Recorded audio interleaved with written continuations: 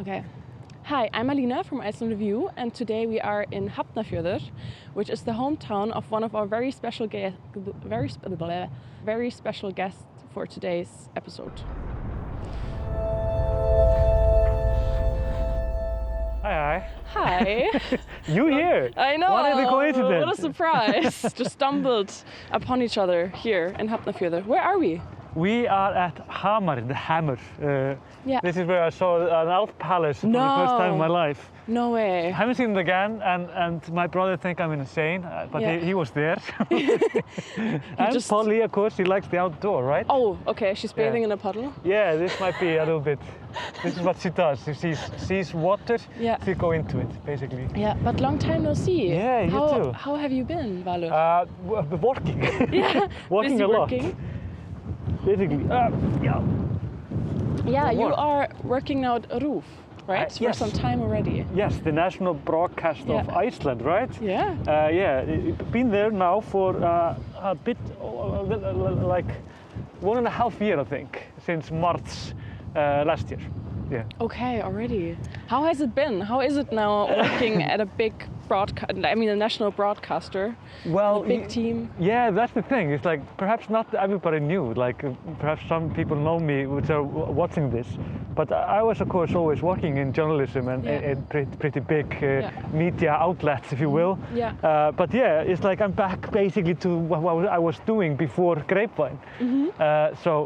But I'm in TV now. It's the only difference. Yeah. It's like I used to be a writer, but now I have to do TV news also. Okay, so you're also on site, sent out or something happens. Yeah. Oh God, I forgot my. Don't worry. How long? I can take charge. Don't worry. That's true. But how long have you been working as a journalist in total? 18 years. I started in 2006. Yeah. I used to be a waiter actually, and before that I was going to be a professional football player. But then I messed up my knee. Yeah. People can perhaps see it. I was 17 years old when I messed up the knee. But then it got injured again. Mm-hmm. But I started in 2006 in an Icelandic tabloids. Mm-hmm. There was a very controversial tabloid in Iceland called Devaf. Devaf, okay, I was just gonna ask. Right, but in 2006 it was very different. It was not like how it is today. Yeah. And we were and then I've been working more or less everywhere. Then I ended up in Reykjavík Grapevine, and that was wonderful. Yeah. So. And have you noticed any recent changes in the Icelandic mediascape in the last few years? I mean, you've been a journalist for such a long time.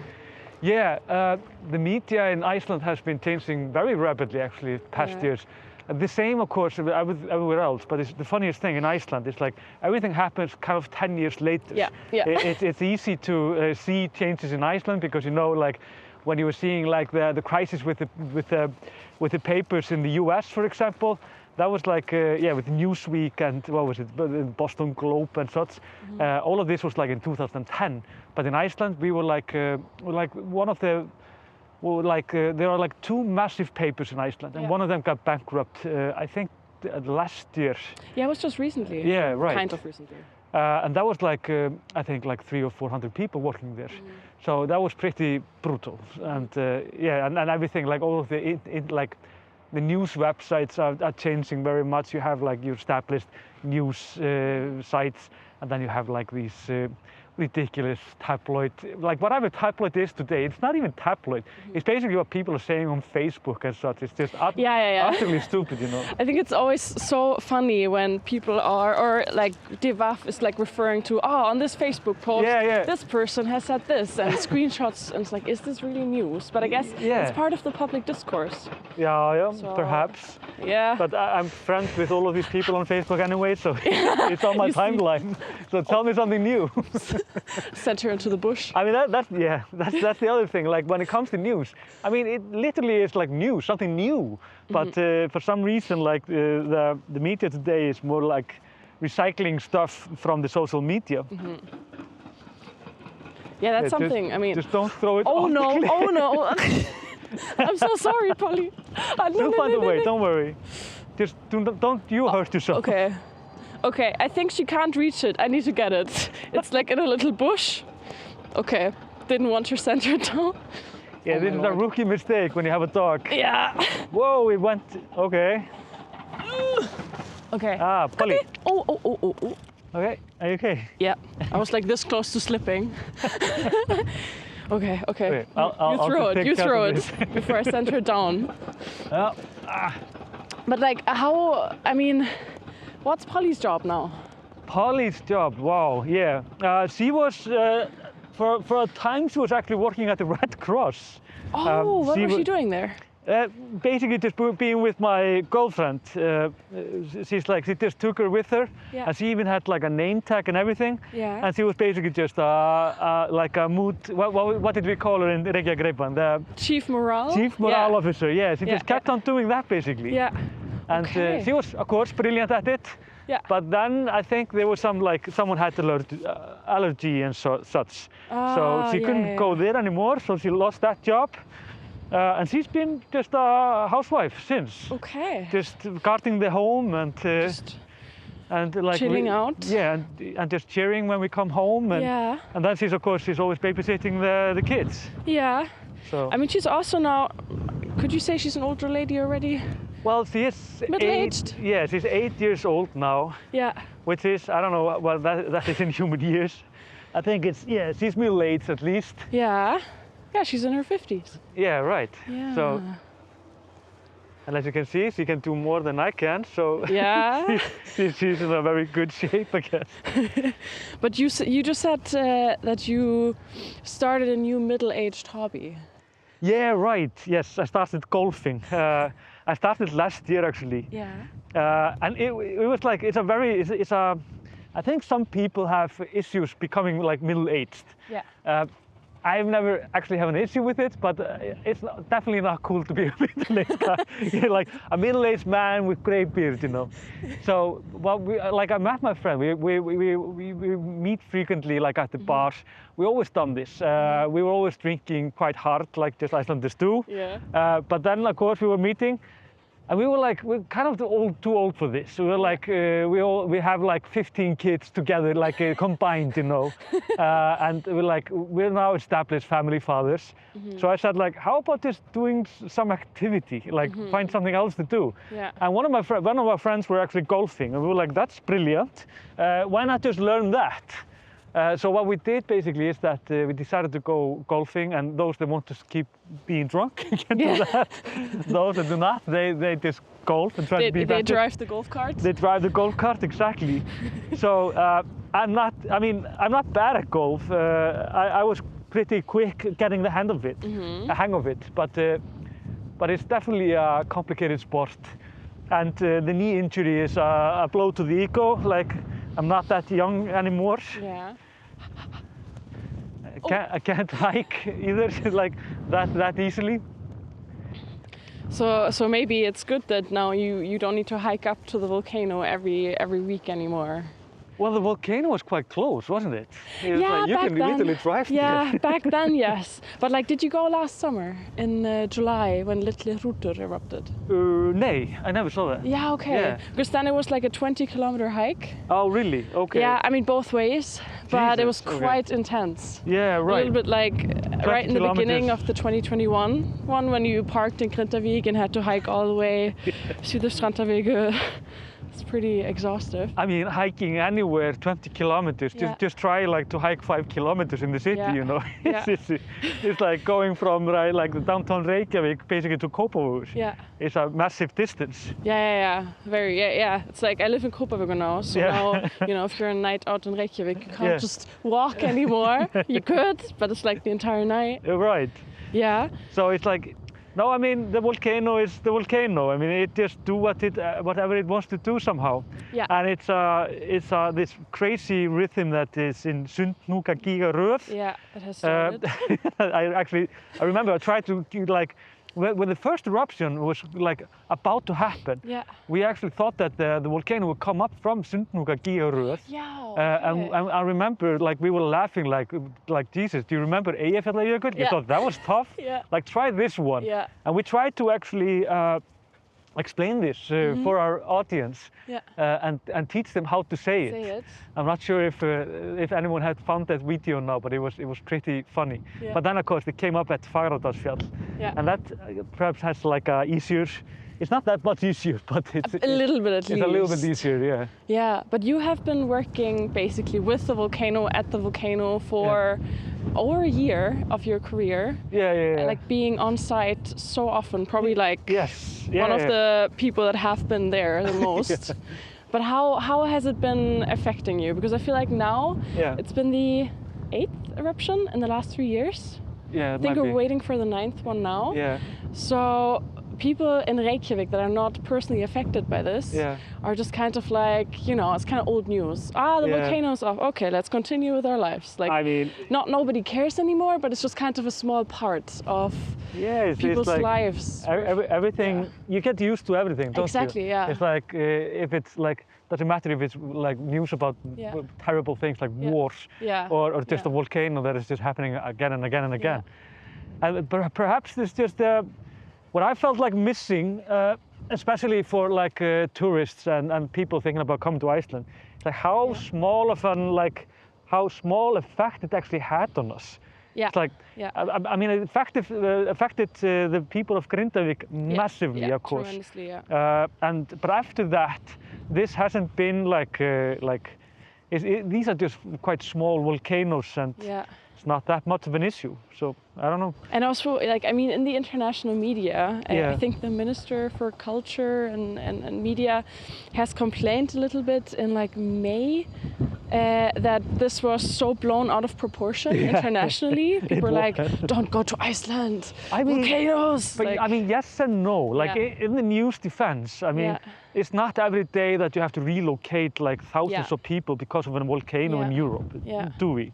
I mean, it's massive news. And when you hear this, that you have to relocate so many people, then, like, of course, I mean, me as a journalist, I mean, I don't know how often I've like written about all kind of like extremities in other countries. I don't think like, there's probably nothing. It's like, it feels something, right? This is why we're writing about it. This is why we're telling about it. Of course, and also like the tragic of the people of Grindavík is quite something. But like the volcano itself is not dangerous unless you just walk straight into it, or like I always said, of course, like if you like, the hiking always kills you in the end of the day. It's not the volcano itself, no. It's just the good old Icelandic weather will mess you up, basically. Yeah, like seriously. Yeah, wasn't there like, I think 2 years ago when somebody got lost in the fog on the way to the volcano and they were searching for him? It's mostly these stories of people just breaking their ankles. And he fell and like hit his head. And he was so disoriented that I think he just started hiking the wrong way or something. Wow. Hey, well done. Dule. You can see he's proud, like, hell yeah, I nailed it. He's like, I'm so sporty. You are. Oh, okay, my bad. That was a bad throw. Yeah.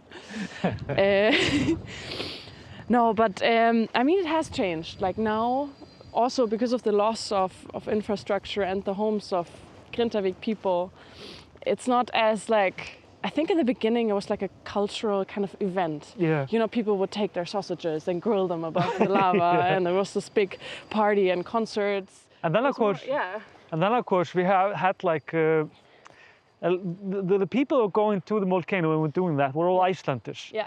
It's a little bit. It was in COVID kind of still. Yeah, and it's a little bit like. I'm gonna show you some steps here, Bart.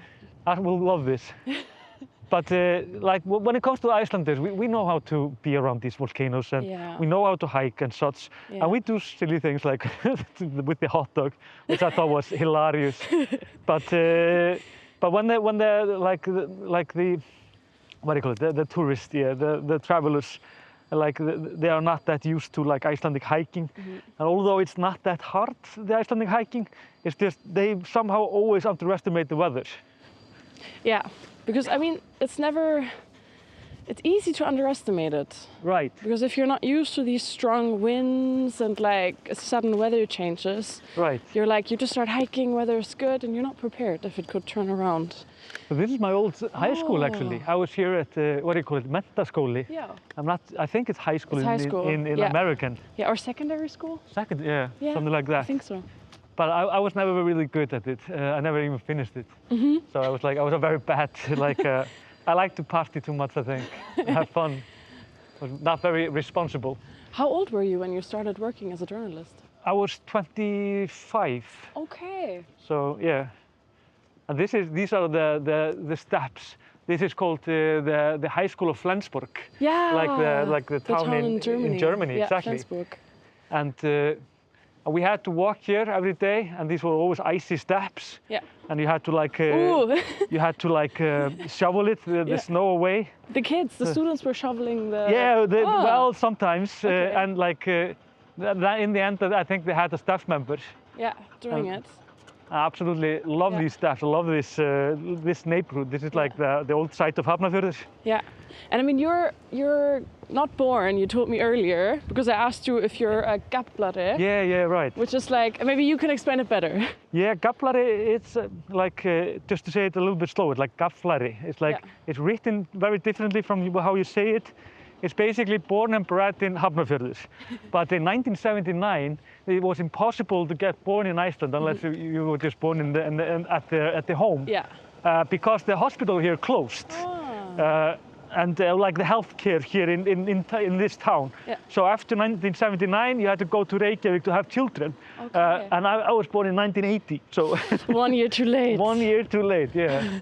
So you could not call yourself a Gaflari now, by definition? No, not by definition. Okay. But I think I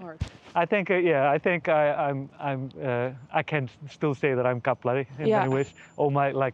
I have a massive family here and connections. Yeah, it's a very cute old town. Yeah, it's nice. It's kind of, Right. And also, all of these kind of elf rocks in between, it kind of makes it really mystic. Yeah.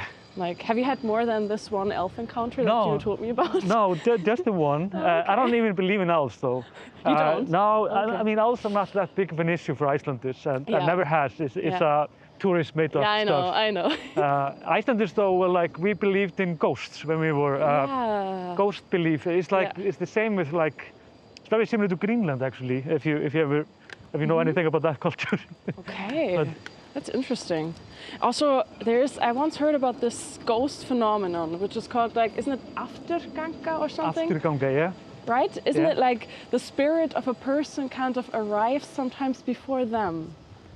Or that's at least how it was explained to me. We call it a premonition, like a fyrirbóði. Yeah, okay.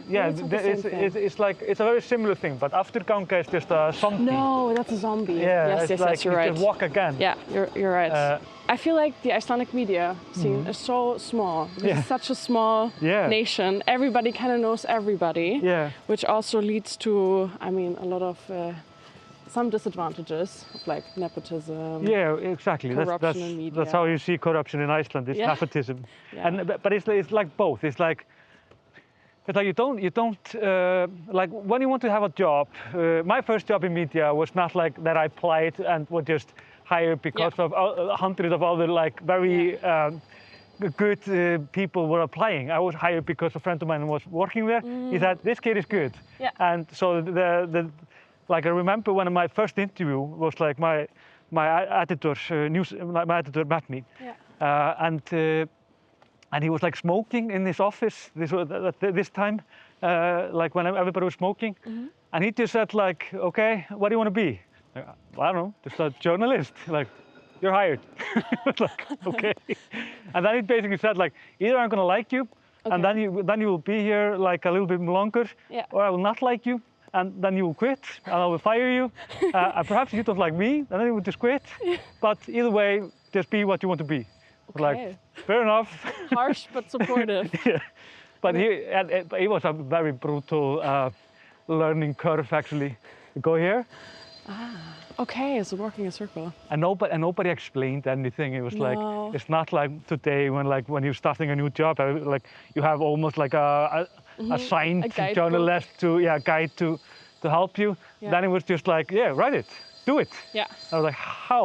But I feel like it's often still a little bit like this. You arrive at the job, it's like, okay, what am I supposed to do? Yeah, like, yeah. Just like, you know, be confident. Just go for it. Just this is changing a little bit, but and it was really nice when I started at the room, for example. It was like they were like just getting me into the systems and everything. I was just assigned to a journalist, and if I had any problems, he would help me or she. Okay. What are your day-to-day tasks now in your job? It's just news, you know. It's just all kind. I don't know how to explain it. I mean, it's. So you're on site reporting. Yeah. Well, on site and not. It's like there are a few ways about it. It's like sometimes like when there is an accident, for example, I go with a cameraman like Art, not as good, of course. And we would drive there. I would like go to the accident scene, like find the police, talk to them, what's happening, and so on. And even being like live TV, like in the night. Sorry, my phone is going absolutely wild. Okay. I think I've also seen you sometime on roof. Yeah, right. Weren't you one time at the volcano? Like. No, I haven't been like covering any volcano news actually. I don't know, maybe but I saw you in the evening news. Sometime. Well, I was there like in when the quake started. Yes, it was that. I saw you then. But then of course it's also just like traditional journalism. You dig up your news, you find who to talk to, and you twist their arm somehow and force them to meet you and you do the interview and then do the news, you know. Yeah. Okay. It's like it's like I've been doing it for such a long time that it's like it's like becoming instinctive. It's like I don't really know anymore what I do. I just do it somehow. But it's always good of a new routine, you know. If you're just you don't need to think about it anymore. It just kind of comes naturally. I mean, maybe like going back to the volcano a little bit. Yeah. In November, or like now in May actually, the Freedom Press Index was published by the Reporters Beyond Borders organization. And Iceland is ranking way behind the Nordic neighbors, like Denmark, which is on place number 2, and Norway, the winner basically. Yeah. And part of this rating for 2024 was that in November, access for the media was partially restricted to Grindavik. Okay. When all of the earthquakes and the activity started. Yeah. And is that like, whoops. I feel like that was one of the, it has been just also way stricter to enter the eruption sites. Yeah. I mean, how was it like in the beginning, 3 years ago already? You could just kind of go there, right? There was no problem. They decided to keep the area quite open, which was a smart decision. Yeah. But it's massively draining for the rescue parties. Yeah. It's expensive. It takes up a lot of energy, logistics, and so on, and just affects them in general.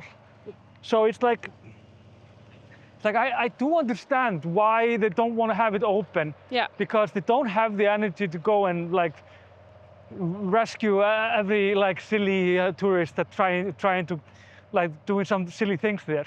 Yeah. But at the same time, of course, it's like they were weirdly strict about it.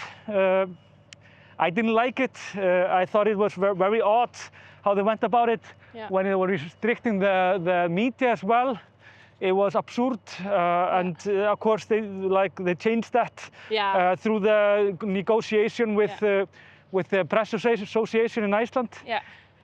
And they changed it though, like in a like it was such a weird way though. It's like the rules are so strict that I can't see that anyone can do this anyway. You know, I think it's just RÚV and Morgunblaðið that can do this. I mean, we have had such troubles to figure out how we can get in, because now you need like a tetrastöð radio, you need gas mask, you need like a gas meter. Yeah.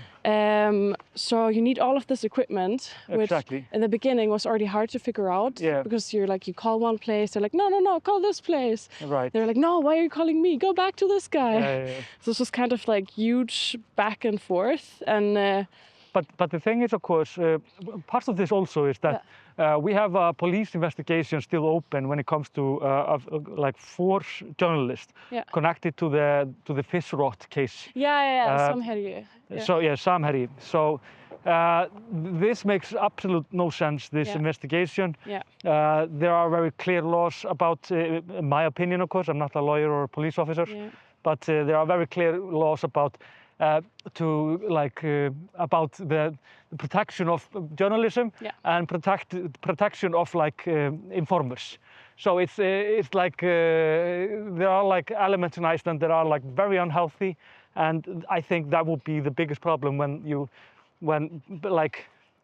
mean, the conspiracy theory says that there is like a massive company in Akureyri turning the police into attack dogs against the media. Okay. So it's like a fishing company. Yeah. So it's like it's not. I mean, it's a struggle. There is always some like massive fights. This is one of them, and that's just how it goes. Yeah. It's also, I mean, if you're reporting on something, or especially in investigative journalism, you always are connected here to somebody who works for that company, or who even owns it. It's kind of inevitable. Or, I mean, but I mean, this is also what distincts like a good journalist and just people that are in this business from anyone else. It's not. But it's not an issue. You know? But the pressure makes it probably maybe a bit harder sometimes. This can be hard for the local newspapers, like in the countryside. The countryside can be very brutal when it comes to like advertising and just shunning you out. Even it's like almost being outlawed. But modern outlawry. But when it comes to the city, it's like this is not like we don't really care about any of these connections. I mean, if we would just be like. Not able to write about it. We always have more people, you know. That are like able to do it. Yeah, but I mean, it has been like the spread of misinformation and just kind of mistrust. For media, it has been a problem worldwide. Not just in Iceland. Yeah, that's the other thing, of course. Like, like the discussion is incredibly unhinged. People are like. Very angry out of all proportion when it comes to like these discussions and cases and so on. I mean, I'm not a fan of it. I'm just like, I'm just surprised that people don't see through this. This is just the new sex. It's like sex sells and now raid sells on social media. They're just like amping it up to sell more traffic. It's as simple as that. Like, and if people headlines and I mean, if people haven't figured that out yet, they should perhaps just Google it a little bit more. I mean, the problem is just kind of lack of media, media. What is it called? You know, media knowledge. Or media skills. There are things. It's not really taught in school to like, okay, what is, for example, deepfake? How can I detect what is true, what is from, true from wrong? There are a few things that we think that we know very well, but we don't. No. One of them is the media, exactly how it works, how we think, how things are happening behind the curtain and so on. Other things is for perhaps like parliaments. Like a parliament in Iceland, parliament in the US definitely, and so on. These are often much more complicated institutions than people think. But they think they know these things very well because we are seeing them every day. We are seeing the media every day, we're seeing the parliament every day, but therefore we assume that we somehow know the depths of it. We don't. And that's like the misconception I'm most often seen when it comes to people, of course. But some are like smart enough, I can see through it. It's like but it's also technology is progressing so fast that like versus deepfakes. I was researching about this a little bit in uni. There was like a Zelensky deepfake right when the war on the Ukraine began. How are we doing this up, by the way? Sorry. Like, should we like? We've been through like sun. I know. Wind. This is like rain. five minutes weather change in Iceland. The sun is already kind of peeking out probably in like a minute should we just wait 5 minutes? If you're good, that'd be good. Sorry, a deep fake. Yeah, like I was researching in uni on a Zelensky deepfake that was published by Russia basically right after the war began. Yeah. And it was like obviously fake. People could tell like, okay, what is this? This is obviously fake. But now, just like 2 years later, there was a recent deepfake, wasn't it an Áramótaskaupið? The like New Year's jest comedy wrap up of the whole year in Iceland, where also it sparked a big discussion about deepfakes. And I think it also led to the parliament talking about maybe necessary laws that have to be made in the future. Yeah, I mean, all parliaments are, like everybody is sure about it, but the parliament in Iceland will be the last one to do it actually, because it's so incompetent in many ways. And without a joke, when it comes to like these massive questions about like the social media and such, they are not keen on putting any laws on that. Yeah. So, I mean, we have pretty fine laws in many ways. I mean, we have the like privacy of the individual, which are very strict laws in Iceland. We have there are some laws that could perhaps get to it, but yeah, I mean, like when it comes to laws in Iceland, it's like there are actually like 50 other things I can think of before we go there. But deepfake is like, I mean, the thing is like, it's always about practical use. Like, what are you going to do with this? Like, is this only just to like mess up with the discussion? Like with like spreading misinformation. Who are you trying to like turn? Like some gullible idiot on Facebook? Yeah. It's like, I don't know. It's like, I feel like people are getting better in like seeing this algorithm of rage that is always happening, and I mean, I think things are getting better. I mean, just go to your timeline to see how the discussion was like 5 years ago on your Facebook. It was massive aggressive. Today, you think more aggressive back then? Yeah, much more. I think it was much more people were involved with that. But today, I think much fewer are doing this. Like, I don't know. At least in Iceland, it's like if you are like serious about participating in discussion, that's not the field that you will be in, like in the social media. Okay, I was thinking maybe just shift it to other platforms, you know, and it's not concentrating on Facebook anymore. That might be, but the other platforms are what? TikTok. Yeah. It's like, what am I going to do? Do like a short video of myself saying something? I mean, it's fun. It's good content. I like TikTok, by the way. I'm absolutely hooked on it. Are you on TikTok yourself? Yeah, no, I'm not on TikTok. Okay. Like not as I don't do content. Creator, yeah. But like it's entertainment, like whatever. But when it comes to serious discussion, nobody's talking about anything serious on social media. Yeah, I mean on Facebook still, but I feel like I wasn't really on Facebook 5 years ago, because in Germany it's not really, it's a middle-aged thing. Yeah. But here it's huge still. But it's same here. It's like, and even the middle-aged people are dropping off. Yeah, slowly. So, yeah. Doesn't rain at least. Look. Now the sun is coming out. Yeah. This is Iceland in a nutshell. On a June day, it's already end of June. Yeah. The summer solstice is long gone, or I mean, a couple days. Yeah. So now it's just getting darker. Yeah. Winter is coming back. But but I'm like if you look at like how Iceland was when the media landscape, if you go back to the question about like how the media is, like in 2005 there were like 3 or 4 newspapers in Iceland. There were like 2 massive news stations, like in TV news stations. There were some, like we were developing still like these web news sites and so on at the time. And like the media, and we had like magazines and whatever. And it's incredible to think about it, that at that time, and we were like barely 300,000, we had so many media like outlets and companies and so on. So the media landscape in Iceland was incredible actually at the time. Okay. Incredibly strong for like how few we were. Like pick a 300,000 people's town in Germany. Yeah. Like how many news stations do they have? Yeah, probably just the town or maybe 2 city papers. Right. Newspapers, So it was quite alive. But today it's just like the media hasn't really found a way to monetize news in a meaningful way. They're trying to go back to the subscription, but it seems like it's not working as well as we would want to.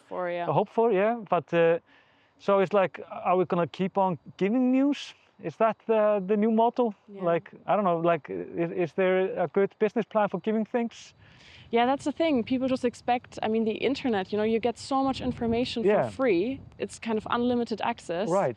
So now it's just kind of, do I want to pay for something? But of course, like high quality journalism and investigative journalism, you should pay for, you should support this, because like the press is the fourth pillar of the democracy. So you need people to control authorities and institutions. That's the thing. Yeah. And what I'm afraid of is that like in the future it will like almost be a class thing. It's like like people of lower class will just like not that Icelanders believe in class in any way,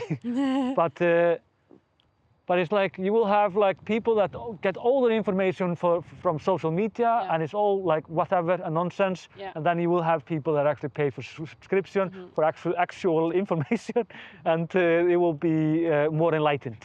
And there is a massive gap between there, and it really truly helps to know more than less. So it's like and you don't always have to go to school to know that, realize that, but well, it helps, you know, to have classes on media competence and yeah, and then you have, of course, the AI coming up, and that, I mean, perhaps that would be like a good teacher for the future. Yeah, I don't know. I mean, maybe it also makes things easier in a newsroom, you know, like. But it's always just a question about how to monetize things. And today, the world more or less just wants content of people like, I don't know what is hot now, like when it comes to social media content. But it seems like it's just about people doing the silliest dance that is going on right now. I think that's already like 5 years ago. Oh, it's like this whole thing. Okay. No, but I mean, one problem also is that the media power in Iceland mostly lays with like the, I don't know, 2-3 biggest media outlets. And like media pluralism, for example, smaller outlets are often also a little bit disadvantaged when it comes to funding from the government. Right. Which leads to, you know, like not as many opinions maybe in the field. Yeah. And I think that could be, I mean, it is a great problem. Oh, shit. It's heavier rain now, Art. What do you want to do? What do you want to do? People perhaps do not realize that I am actually you and you are me. Or yes, we switched places. Yeah. Like Art is gonna do like the glitch. That's AI for you. I mean, maybe in the future, you know, in the newsroom, if you could just, if you have news in the middle of the night, just create it via AI. And but I don't know. Yeah. I don't know. AI is such a like a hyped thing in many ways. It's like. And why are everybody trying to make art with AI? That's the funniest thing. Yeah. It's like, why don't you try to make AI just like scrub your floors or like just take your dog out or something? Yes, wash your laundry. Yeah, you're always trying to find such a high purpose for it, which is I think it's understandable just to check the limit of the AI. But it just find the boring stuff for it and leave the rest to us. Yeah, so we have more time to create art and do meaningful things and A friend of mine actually had like he's in the tech business and he said like when ChatGPT was very early on and I didn't even know what it was at the time and he was saying like the possibilities when it comes to like when you're like to an entertainment business. It's like you can perhaps just make your own movie. You can just say like, I want like adventure, like Lord of the Rings, with a lot of sex or something, and everybody's gay. And you can make that movie, and it could be quite convincing, you know. So or a video game or whatever. So it could like program like specifically for you. But still, it's like.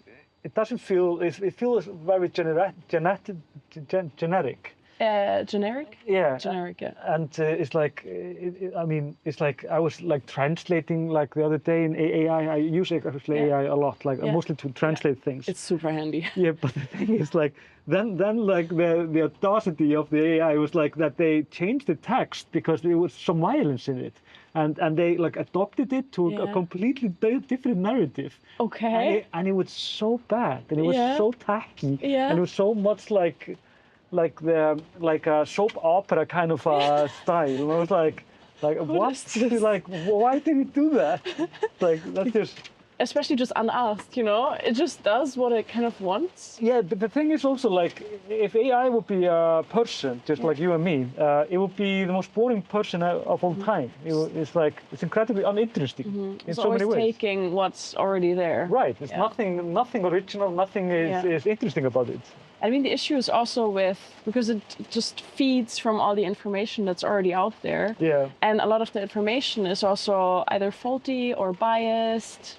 Like very, you know, can be sexist. So of course it learns from these exactly. problems that we've had ourselves. Yeah, I noticed. It's like try to make like a Icelandic Viking woman. Oh yeah. It's hilarious. It's nothing like just try to do this in AI. It's really beautiful. It's really like blonde somehow. Of course. It's like that's the funniest thing. Icelandic women in the 1000 were not blonde, for example. Oh. They were like more brownish brown hair. Mm-hmm. Some of them were blonde, of course, but that's not how they were. Mm-hmm. And they were so like petite, and they were so like traditional like beauty. Kind of elfish. Yeah, like, right. Yeah. And the traditional beauty is so weird. It's like they were not like that. Like I don't know. It's like that's just the beauty standard of everything. But all women are somehow like that in AI. Mm-hmm. It's always very over the top. Yeah. So of course there need to be restrictions and ways to kind of, I don't know, just maybe either limit the use of AI or kind of find a purposeful corner, you know, where it's actually helpful and doesn't do more harm than it does good. I think it'll be fine. I think we just need to find like a smart use for it. It's just simple as that. Yeah. It's just a tool. Yeah. So let's see what the future brings. Maybe we're gonna be like, you know, in like 2 years, Art can just do the videos himself. He will just like, you know, write a script and it will be done in like, I don't know, 10 minutes instead of hours and hours of hard work. Yeah, I think. We never know. Yeah, not sure about that. No. Yeah, but Polly ran out again. Yes. She's like, I'm ready for more. Yeah, she loves the rain. That's why we're inside here, because it's getting a little bit too hectic for the camera. Yeah, it was pouring down like crazy. And this rain, you're not used to this rain in Iceland. It's warm, calm, summer rain without wind. Yeah, it's actually fine, but it's just hard to have a camera out in this weather. Yeah, so Art has been doing his best. But yeah, I don't know. I mean, thank you so much for being on this special episode. It's been some time. Mm-hmm.